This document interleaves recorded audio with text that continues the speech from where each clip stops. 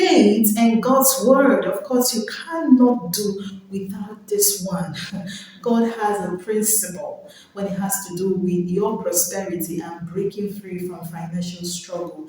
It's so important that you understand faith and God's word. In this situation now, or in this particular aspect or a tool, using it as a tool of building, you must understand the principle of sowing and reaping.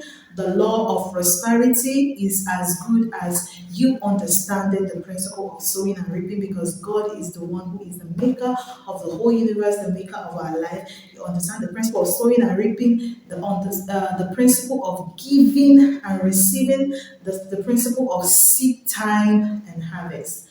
Principle of sowing and reaping, giving and receiving, seed time and harvest. You must understand these principles. If you don't understand these principles, you are really going to struggle breaking free from financial freedom, because when it has to do with God, the spiritual aspect of our prosperity comes in. So now we are talking about being in a state of freedom, financial freedom, automatic freedom, freedom that won't come today and leave you tomorrow.